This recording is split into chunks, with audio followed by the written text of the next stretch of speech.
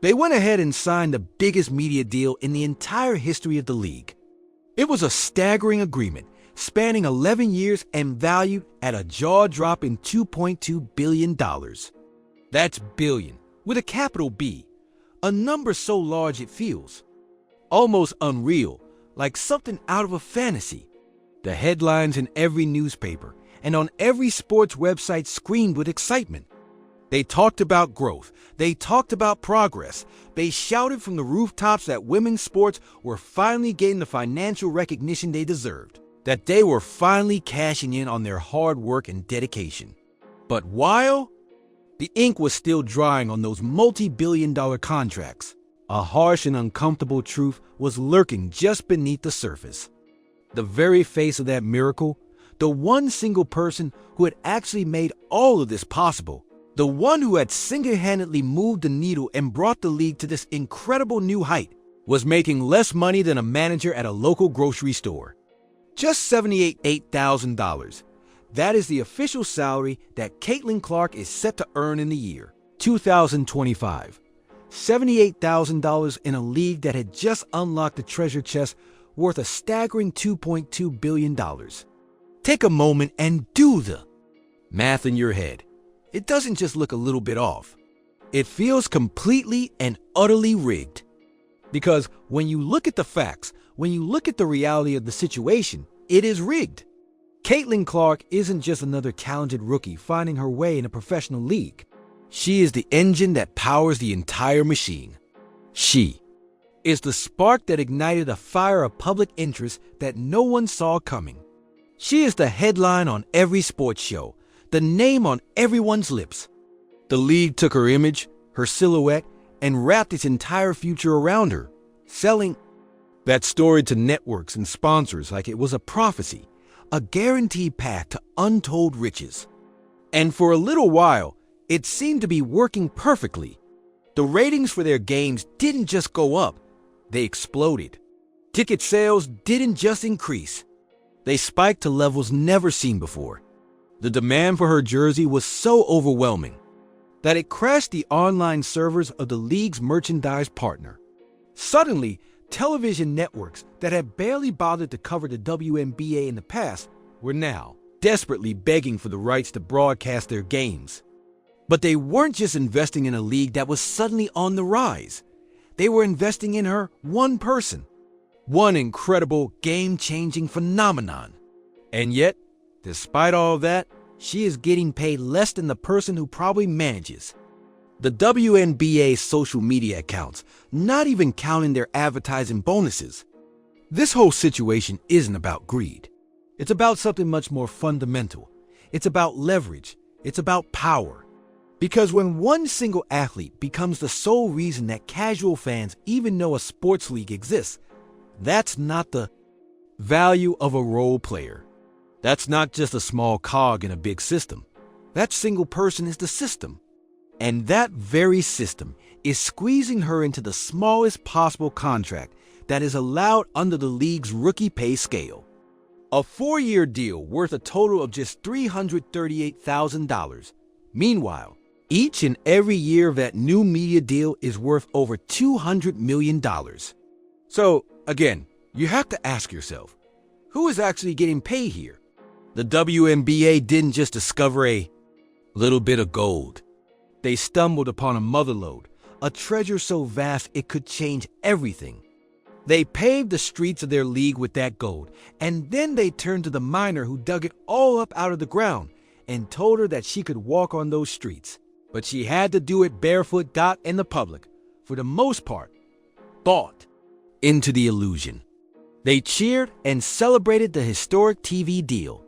They applauded the big corporate sponsors who were finally stepping up. They praised the new marketing campaigns and the slick promotional rollouts. All of this was happening while the very person who was driving that entire revolution still has to fly on a commercial airplane if she wants to have enough legroom. It's as if they built a brand new high-tech jet, installed powerful afterburners on it, and painted her name in big, bold letters across the tail.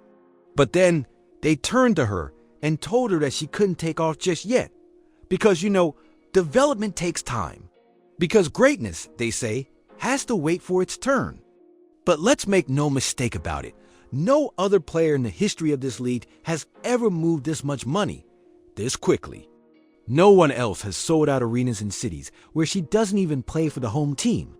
And no one else has ever been told to sit down and be quiet while the money stands up and gives a round of applause for itself. Some people might try to. Call this growing pains, the natural struggles of a league that is expanding rapidly. Others might call it a lesson in humility, a way of keeping a young star grounded. But I call it what it really is, containment. Because when you invest $2 billion in something, you want to have control over it. You don't just want a star player. You want a symbol. You want something that you can parade around in front of the cameras. Something that looks good on a poster, but something that you can never truly empower. So now you have to ask yourself, if the WNBA has its biggest star in the history of the league and its biggest financial deal on paper, why does it feel like both of those things are being so carefully managed, so restricted, and so rationed? Out to the public? Why is the athlete who changed everything for the better earning mere pennies in a billion-dollar revolution? Maybe this isn't just a simple contract disagreement. Maybe it's the soft launch of something else entirely. Maybe they're not trying to grow the game after all. Maybe, just maybe, they're engineering their own escape plan. The numbers don't lie. They never do. They are cold, hard, and unforgiving, and they paint a picture that is impossible to ignore. When Caitlin Clark announced that she would be missing the 2025 WNBA All-Star Weekend due to her injury, something remarkable happened in the ticket market. The average price for a ticket to the event dropped by nearly half. It plummeted from an average of $121 down to just $64 in less than 24 hours. That wasn't a small fluctuation caused by a weather delay or a change in the schedule. That was the stark, undeniable reality of the market. One single absence, one single player, and the entire financial floor fell out from under the event. And yet, the league officials and the commentators keep telling us that this league is built on the idea of parity, on the strength of teamwork, on the notion that on any given night, any player can step up and shine. Really? If that's the case, then why did 48% of the event's value completely vanish with just one name being taken off the poster? This isn't just a theory. It's simple math. The opening night game of the season, a highly anticipated matchup between the Indiana Fever and the Chicago Sky, pulled in a massive 2.7 million viewers. That's more than Sunday Night Baseball, and it's more than most regular season NBA games. It was all because of one rookie, playing for one franchise, and a tidal wave of casual fans who were suddenly tuning in to see what all the fuss was about. But if you take her off the court, if you remove that one single element from the equation, everything changes. The Indiana Fever's average viewership with Caitlin Clark on the court is a staggering 1.81 million. Without her, that number drops to a mere 847,000.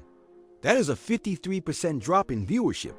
It's the same jerseys, the same sport, the same teams, but a different name on the court means a completely different result on the television screen. You can try to paint over that fact with slick public relations campaigns. You can rerun old highlight reels until you're blue in the face, but the graph doesn't lie.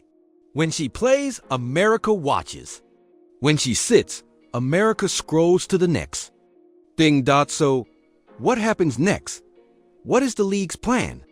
Do they lead into this phenomenon and build everything around the fire that she has started? Or do they try to ration it out, to protect it, to control the pace of the burn because they are afraid it will get too big, too fast? Because there's another statistic that nobody in the league office wants to talk about. The All-Star Game was supposed to be her big moment, her coronation as the new face of the league. It was being held in her home arena in Indianapolis, and it had been sold out for months in advance. And yet, once the news broke that she would not be playing, the resale market for tickets completely imploded. The event didn't just lose a player. It lost its entire center of gravity. And still, the league's official social media channels and press releases kept pushing the same old tired messaging. This is bigger than one player. Sure, it is. But apparently, it's not bigger than one player when it comes to the dollars and cents. Not when it comes to the broadcast metrics that determine the value of their media deals. Not when it comes to the ad revenue, the merchandise sales, or the massive spikes in streaming numbers. There's a very clear reason why huge national brands like State Farm, Nike, and Google all lined up to sign endorsement deals with her. Not with her team, not with the league as a whole, but with her individually. This isn't just about one single weekend. It's about the entire ecosystem that has formed around her. And it's about the deep-seated fear within the league of what happens if that ecosystem gets too dependent on one person. You don't build a billion-dollar machine and then let one single wire carry all of the electrical current. Not unless you are fully prepared to face the inevitable blackout when that wire breaks.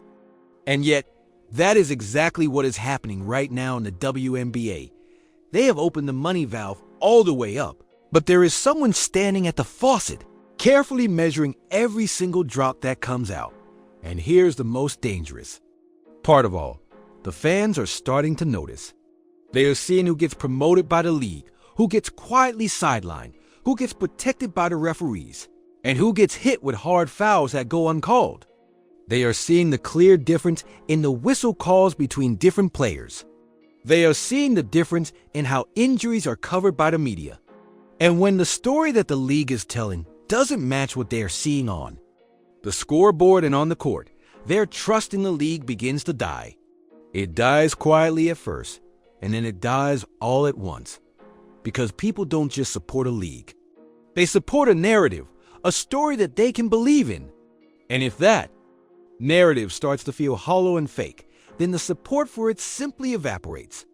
You can sell all the tickets you want, and you can sell all the jerseys you can produce, but you can't sell silence.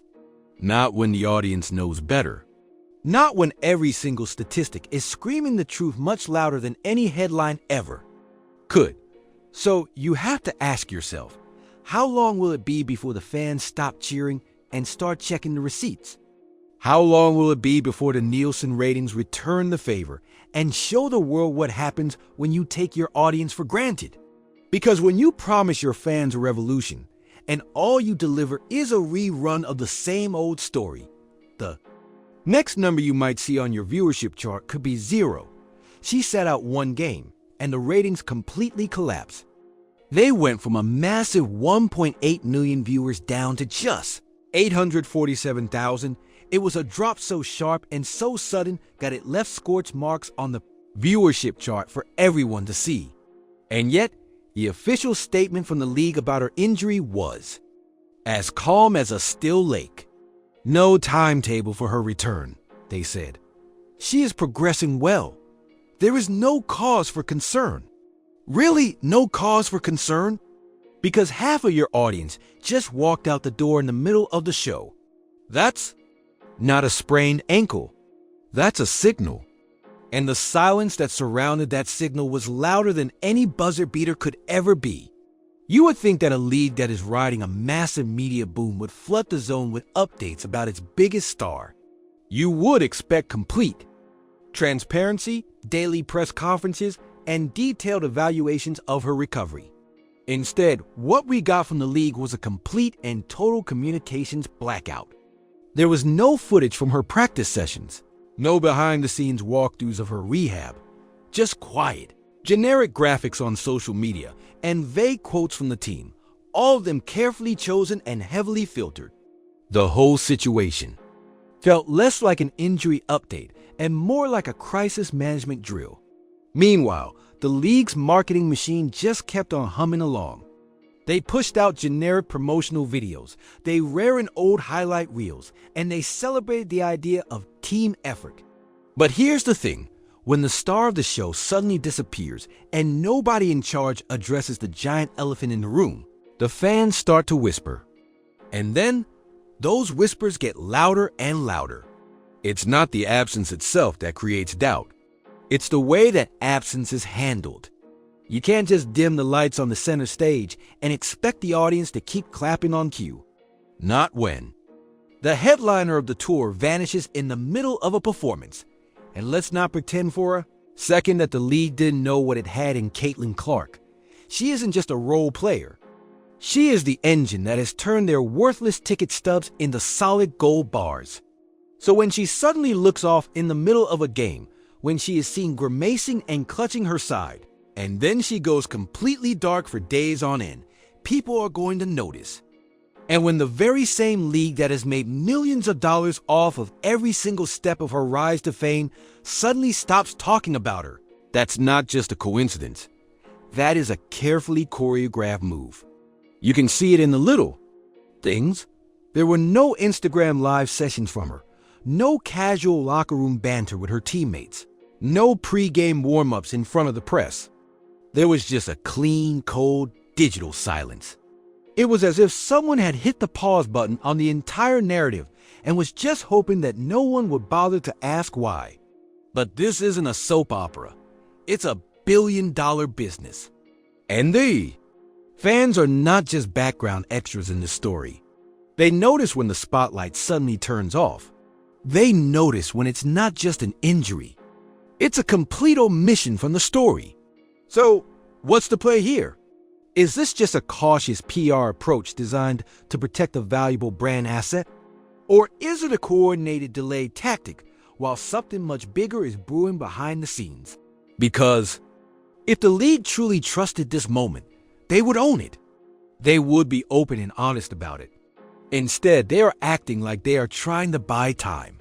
And in the world of sports, the only time you try to buy is the time that you don't want to have to explain. They keep telling us that everything is fine, but the broadcasts feel emptier without her. The team benches look heavier. The arenas sound different.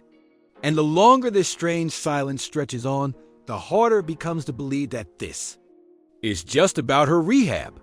So, here's the question that no one who is on the record will dare to ask. Is she just recovering from an injury, or is someone in a back room somewhere renegotiating her future? And did that important email go out before the sun came up? Or is it sent after all the cameras had gone home? The countdown has already started. You just can't hear the ticking of the clock just yet. In just 14 months from now, the current collective bargaining agreement, or CBA, will expire. That document isn't just a simple contract. It's the very spine of the entire league. And right now, that spine is showing some serious fractures. They are quiet fractures, strategic ones, the kind that don't make the headlines until they suddenly explode into view during the All-Star weekend. While the television cameras were panning over the smiling faces and the celebratory speeches, one single image told the entire story. A group of the league's most prominent players were wearing simple black t-shirts that read, "Pay us what you owe us." That wasn't just a piece of merchandise. That was a direct message.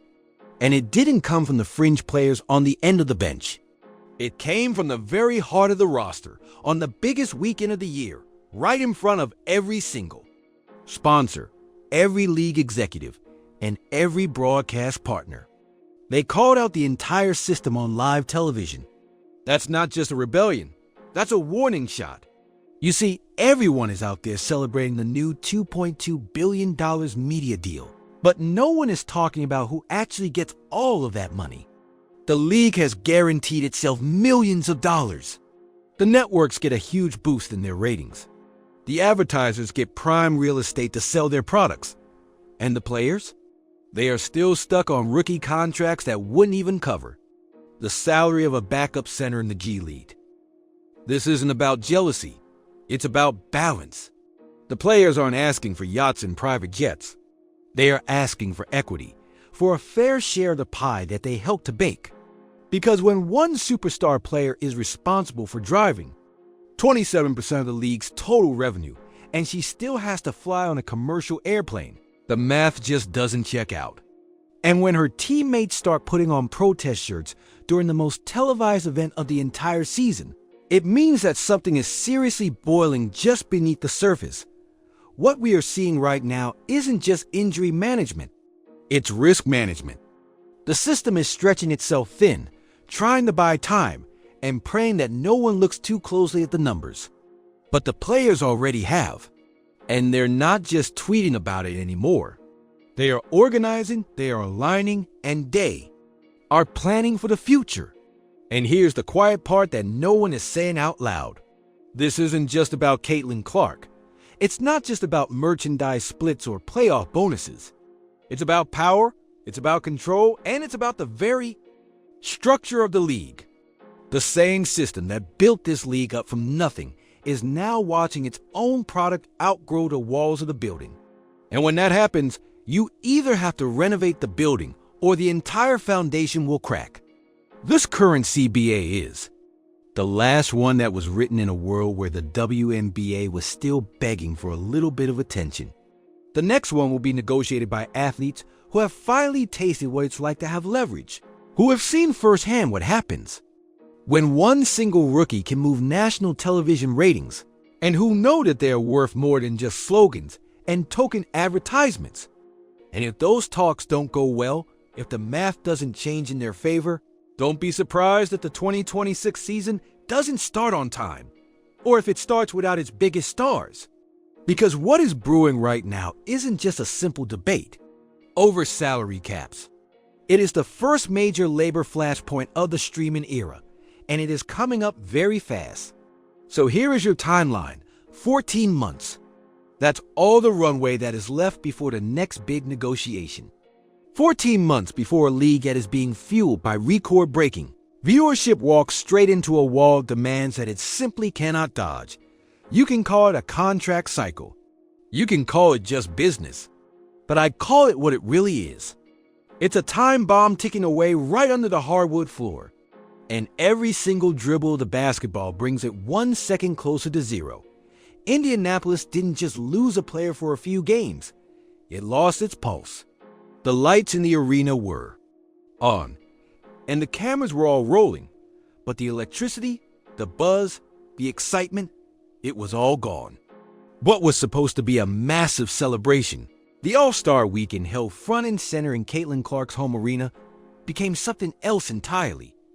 It became a show without a soul. The numbers looked fine on paper.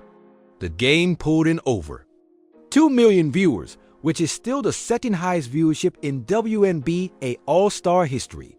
But if you compare it to last year's game, the viewership was down by 36%. That's not just a small dip, that's a crater. And everyone in the world knew exactly why. Clark wasn't there. The league's miracle maker was benched with an injury. And suddenly, the fans weren't watching the product on the court anymore. They were just watching what was missing from it. They tried to play through it. They patched a hole in the broadcast with promotional videos and tried to push the next group of stars forward.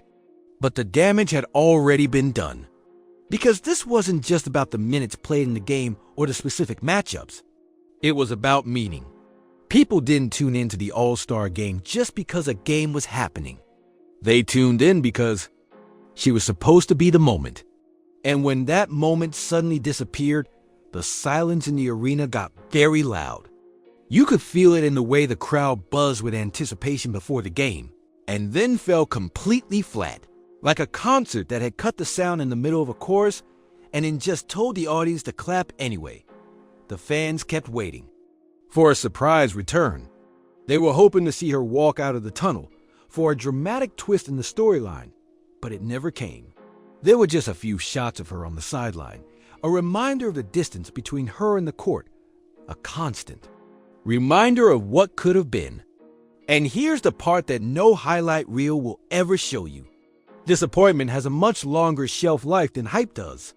It lingers in the minds of the fans, especially when the very people who bought into the story, who bought the tickets, the jerseys, and the streaming packages feel like they have been completely ghosted. There was no real explanation, no clear roadmap for her return, just a vague absence that was dressed up in a fog of PR optimism. What do you tell a 10-year-old girl who wore her brand new Caitlin Clark jersey to the arena, only to see her hero sitting on the bench in street clothes with no timeline for her return? What do you say to the season ticket holder who cleared their entire calendar, expecting to witness magic, and instead just got a face full of PR fog? This isn't just about Caitlyn anymore. It's about every single fan who thought that this season meant something bigger. It was supposed to be about belief, about momentum, about women's sports finally breaking through the glass ceiling, not falling through a trapdoor of silence. And when the fans start to question not just what is happening, but why they are being kept in the dark about it, that's when their faith in the league begins to turn. It turns quietly at first, then bitterly, and then it's gone completely. They stop buying in, not out of hate, but out of a sense of heartbreak. Because people can forgive losses on the court. They can even forgive injuries. But what they don't forgive is being left out of the very story that they helped to build. So you have to ask yourself, what is going to break first? The body of a star player or the belief of the crowd that carried her to the top? It always starts the same way. There's a surge of interest, a spike in the numbers, a name that cuts through all the noise. Suddenly, all the cameras show up, the headlines explode, and corporate dollars start to flow like champagne at a party. And for a brief moment, it feels like the system is finally working the way it's supposed to. Until it isn't. Because the system doesn't reward revolutions, it contains them. Every single time a woman breaks through the revenue ceiling, that ceiling quietly and strategically moves a little bit higher. It's dressed up in phrases like load management, organizational, balance, or protecting the brand. But history always keeps the receipts. When the U.S. women's national soccer team won World Cups and brought in more viewers and sold more merchandise than the men's team, they didn't get raises. They got lawyers and a long, drawn-out legal battle. When the National Women's Soccer League pulled in record-breaking attendance in 2022, their broadcast deals remained a tiny fraction of what they should have been, a mere $1.5 million a year. That's not growth. That's insulation. It's a firewall that is built to keep the power from shifting too far, too fast. It's the same thing that happened with the NBA lockout in 2011. The players pushed for a bigger slice of the pie after years of record revenue. The response from the owners was to shut down the entire season for 5 long months, not to fix the game, but to remind everyone who was still holding the keys to the kingdom. So why would we think that the WNBA would be any different? A rookie enters the league and she immediately triples the viewership numbers, sells out arenas in cities that aren't even her own, and becomes the most searched name in the history of women's sports. And within just a few weeks, the narrative around her turns from celebration to saturation, from positive headlines to a quiet hush. It's not an accident, it's a pattern. Step 1 is to ride the wave of popularity. Step 2 is to slow it down. And step 3 is to retake control. Because when the momentum becomes too centralized, when one single athlete begins to dictate the behavior of the entire market, the system doesn't accelerate. It downshifts. It throws an extra noise. It talks about fatigue fouls and learning curves. Anything to clip the wings of the rising star before her flight changes the altitude of the entire league. That's why so many of these moments feel so familiar. Not in their specific details, but in their underlying structure. Every single time the women's game explodes in popularity, someone steps in with a wrench and says, "Let's fix this," before it gets too out of hand. It's like a train that is building up speed until a hand reaches down, pretending to check the tracks, but really just pulling the emergency brake, and the fans know it. They don't always have the right words for it, but they can feel the stall. They can see the change in the pacing of the narrative. They can hear the shift in the media coverage. It's a subtle transition from hype to hesitation, from a breakout star to a story of burnout. A burnout that is not caused by the athlete herself, but by the system that is trying to manage her rise to the top. So maybe this isn't a new story. After all, maybe it's just a photocopy of an old one. The same moves, the same silence, the same slowdowns. But this time, the engine might be too powerful to contain. So here's the real question. Is the league just playing it safe, or is the machine about to break the entire track? She accounts for over a quarter of the entire league's revenue. One single player is responsible for 26.5% of the money coming in. That's not just a contribution. That's an entire ecosystem. In the world of business, if one single entity controls a quarter of your entire cash flow, you don't call them a rookie. You call them leverage. And that is exactly what Caitlin Clark has become. She's not just a prospect. She's not just a good storyline. She is a fundamental shift in the balance of power. Before she had even touched a single WNBA basketball, the league's media deal had tripled in value. Not doubled, tripled, seemingly. Overnight. Television networks that used to bury WNBA games late at night at 11 p.m. were now in a bidding war for the rights to show them in prime time. ESPN, Amazon, CB suddenly, everyone wanted a piece of the action. But let's not kid ourselves. They weren't buying the league as a whole. They were buying the future face of American basketball. And they knew exactly whose face that was. So here comes the great paradox. The more she succeeds, the more fragile the entire system begins to feel. Every single sold-out arena, every new spike in the ratings, every massive surge in her jersey. Sales, it all just tightens the pressure valve a little bit more. Because when one single person becomes the primary driver of your entire revenue model, the illusion of control begins to crack. The system was originally built for collective growth, for shared momentum, with stars spread out across different teams, different markets, and different narratives. But now, the gravitational pull of one player is completely warping the original blueprint. Clark isn't just orbiting the league anymore. The entire league is now orbiting her. And that is a huge risk that the gatekeepers of the league did not plan for. Because what happens if she decides that she wants to ask for more? More than what her rookie contract says she is worth. More than just a simple marketing slogan.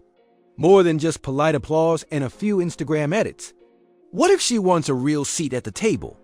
Or even worse, what if she decides she wants to build her own table? This isn't just about basketball anymore. It's about the very architecture of the league. And no matter how modern and shiny your building looks, if the main load-bearing beam starts to move, the whole structure begins to shift. It shifts quietly at first, and then it shifts violently. And that is the deep-seated fear that no one in the league office will name out loud. It's not that Clark might get injured, but that she might get informed. That she might take a look around, run the numbers for herself, and realize that she is both the product and the platform. That she could be the one who dictates the terms, not the one who waits for them to be offered. That she doesn't have to play the old game anymore because she is the game. On the surface, the league celebrates her. They post the video clips, they sell the jerseys, and they smile for the cameras. But underneath all of that, there is a tremor. Because systems don't fear disruption. They fear replacement. And when one person makes this much of an impact, this fast control doesn't just slip away. It evaporates completely. So you have to ask yourself, who really holds the power here? Is it the league that signs the checks? Or is it the name on the jersey that makes those checks worth cashing? Maybe this isn't a test of Caitlin's resilience. Maybe it's a test of the system's grip. Because the real fear isn't that she is going to break under all of this pressure. It's that she is going to realize that she can rewrite all of the rules. They built a monument for a miracle player, and then they locked the gate with a cheap zip tie that was worth a mere $78,000. That is Caitlin Clark's official salary for the 2025 season. $78,000 in a league that just signed a massive $2.2 billion broadcast deal. In a league where she, all by herself, moves more merchandise, brings in more viewers, and generates more public interest than some entire franchises combined. You don't underpay that kind of value by accident. You do it on purpose, to keep the lid on, to maintain control. Her rookie contract, A 4-year deal is for a total of just $338,000. That's not just a low number. It's laughable. It's the kind of number that fits neatly into a small line on a budget spreadsheet, not on a giant billboard in Times Square. But here's the great irony of it all. Every single camera, every single sponsor, and every single network. Executive knows that she is the one who is driving this entire machine. The league put her face on their brand, they promoted her game, and they used her gravitational pull to their advantage. And then they filed her away into the same folder as the rookies who don't even get enough playing time to crack the regular. Rotation. This isn't about money anymore. It's about the message that is being sent. And the message is crystal clear. We will market your brilliance, but we will put a cap on your worth. We will put your name up in lights as long as you agree to stay under our budget. It's the kind of accounting trick that looks like a stroke of genius in a corporate boardroom, but looks completely reckless in front of a fan base that can see. What is really happening? Because let's be honest, how do you explain record-breaking ticket sales, massive spikes in the ratings, and complete domination of social media, and still try to justify a salary that doesn't even break 6 figures? You don't. You spin it. You drown it in empty slogans and hope that no one bothers to read the fine print. But the internet has the receipts now, and the fans are not being fooled. They are watching the math. They are watching the silence. And they are starting to wonder who the league is really trying to protect. Because here is the simple truth. You don't put billion-dollar fuel into a brand new race car and then expect it to cruise along at 40 miles per hour. You don't build a billion-dollar brand on the back of one single athlete and then act surprised when she becomes bigger than the very system you placed her in. What they have built isn't a salary structure. It's a time bomb.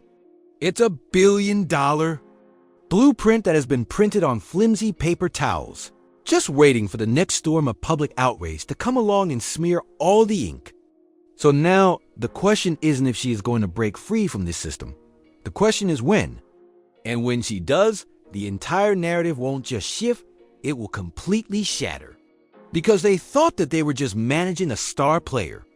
But what they were really doing was documenting a revolution. They thought they had her on a leash, but the whole time, they were just wrapping that leash around their own necks. They thought they were the ones who were writing the script. It turns out, they were just signing their own indictment. If you have ever seen a system kill its own miracle, then you know this isn't just a simple mistake. It's a blueprint for disaster.